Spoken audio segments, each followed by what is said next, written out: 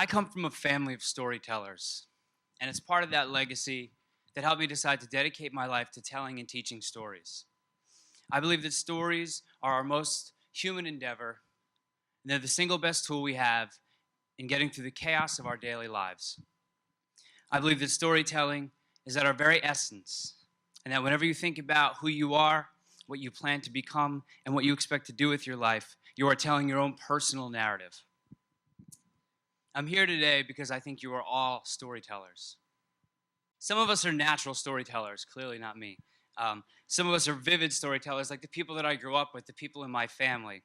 I grew up with my father's family, surrounded by them, and it was usually at the kitchen table around dinner time that the stories would happen. My aunts and uncles would be crowded around the table, and the dinner would be basically over, just scraps. And the room would get sort of quiet, and someone would say, "Wait, what about the time?" And the story would start. And I like to hop up on the counter so I got the best view. And whoever was telling that story, I felt hyper connected with. I felt everything that they said, every emotion that they shared, I was in lockstep with them. To the point where even this day, there are memories that I have that I believe I experienced, but in fact, I just heard their stories. It was a magical thing, and I was lucky to experience it. Like a lot of things in life, I grew up and found out that magic is really just science. It's neuroscience. Yuri Hassan, a Princeton neuroscientist, demonstrated the connection between storyteller and audience. He proved that when you hear a story about elation or gratitude or hope or love, those same centers in your brain light up, those same emotional places. Storyteller and listener synchronize. So that when you tell your story, you literally bring that person into your head and your heart. I was lucky to grow up with such people, but that's not the kind of storyteller I'm here to tell you about today. Not the only kind, anyway. There's another kind of storyteller who knows that the individual is universal and knows that fearless sharing of your heart is the most important work that you can do. This kind of storyteller is my hero, because it was one of them that saved my life. My senior year of high school was an unhappy time.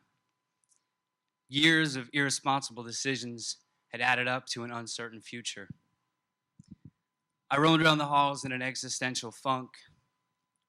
I went to class, but I was rarely present, except for one class, English, with Mr. Ryan.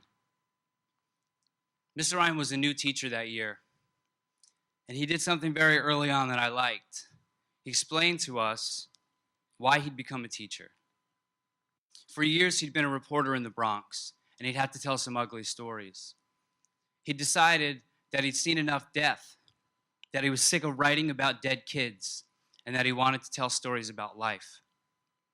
Well, this resonated with me, because while I didn't know what it was called, early on that year, I'd begun experiencing suicidal ideation. You see, my future was so bleak at the beginning of senior year that I believed if I couldn't figure out a way to get my life together, then I didn't deserve a life after high school.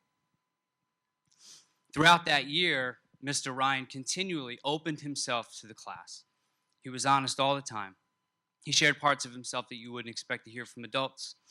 And because he was such a good storyteller, his classroom felt a little bit like home, and I felt safe.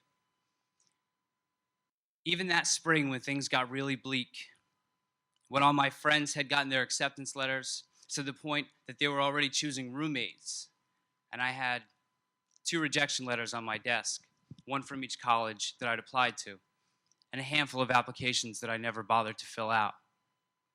It was a depth that I wouldn't experience again for a long time.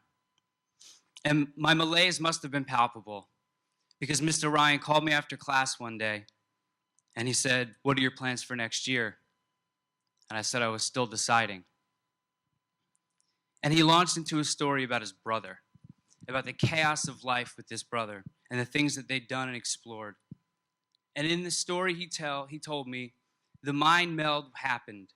That stuff that Yuri Hassan proved happened, and some lights went on for me. And after the story, I felt lighter. But Mr. Ryan never said, "Here's a list of things you should do to feel better about your life. Here is a list of ways to hope and something you can do to move on.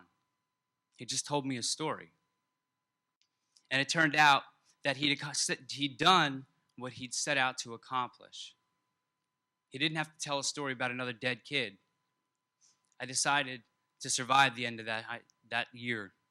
And when I finally got into the right college for me, I decided to dedicate my life to telling and teaching stories. And more importantly, to get other people to tell theirs. In the years since, I've learned that most people are reluctant to tell the kinds of stories that really matter to someone else. The first time I taught high school juniors, we got to their college essays, the class collectively froze up. I have to write about myself, like my actual self. But I haven't done anything.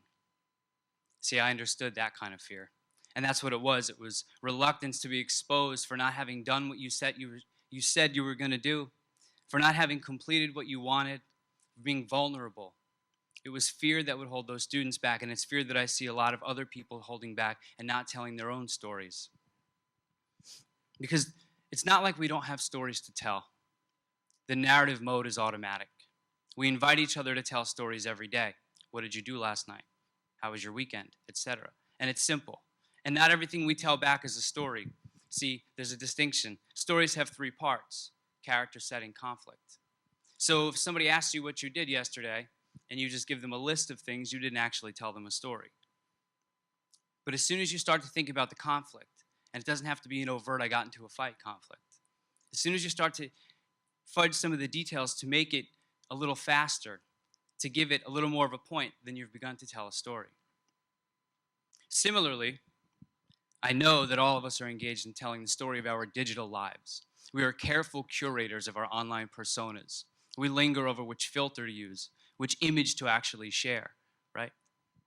But how often do we use that as an opportunity to reveal ourselves? I don't mean posting selfies. I mean, when was the last time you took an opportunity to share a story about something that changed you, to reveal a memory that transformed you, or to admit that somebody had actually had a hand in changing your mind? How openly do you share the process of becoming you? A lot of times I get the feeling that we're waiting for some sort of narrative break, that someone's going to come along and say, congratulations, part 2 of life is over. You may now move to part 3. But life is not a standardized test. The process of becoming you is the story. And learning to share that process is an important skill. And I don't just mean your victories and your failures. I mean that horrible stuff in between, the stuff that will make for a story that will impact somebody else. Of course, you may do this already with people you love, and that's a good thing. You should share yourself with the people you love. But it's not enough. Because Mr. Ryan didn't love me. He didn't love my classmates. And he wasn't just telling stories around the dinner table. He knew that fearless, honest storytelling was good work to do. And so he did it. And that's the crucial part, telling your story fearlessly. I recently had a conversation with a student, and I admitted that I was going to start writing memoir. Because I've been writing fiction for about 10 years, and none of the stuff I submitted had been published. So I thought maybe I needed a change, and I assumed it was because I just wasn't being honest, that I was trying to write instead of tell stories. And this student, who was a wonderful writer and super brilliant, said, well, that's cool, but do you think that your actual stories will have the same impact? And she said, with all due respect, I mean, you're going to now tell stories about being a white guy. How's that going to matter to me, an Egyptian girl? And I felt pretty stupid because I hadn't thought of that. And because she was hitting on my deepest fear, which was that what I have to say might be utterly useless to anybody outside my family or my small circle of friends. It's not that small. And I thought about all the books I'd been reading, the memoirists, and I thought about the fiction writers, and I thought about Mr. Ryan, and I thought about a lifetime's worth of storytellers, people who said, no matter what they looked like or where they lived in the world, just from the bottom of their heart, I want to tell you a story. And so I told the student that she was probably right, that a lot of what happened in my life probably wouldn't interest or matter to her, But I also said, I'm confident that my heart breaks in a lot of the same ways as yours. You see, I know that you have a story to tell. And I know that culture or race or gender can be a boundary to that, but I'm confident that if we all collectively understand the vast curve of human suffering, if we are even mildly interested in the human experience, then I know that your story can make a difference to someone somewhere. I know that you have a story worth sharing, and I know that your life is chaos, but I need you to share your story. Because the truth is that your individual personal narrative that you're sculpting today and that you're posting online is not just an isolated thing. It's part of a vast tapestry of human experience, and collectively, it tells the story of this time and this place. So tell your story. Tell me a story. Tell someone a story. You never know who needs to hear it.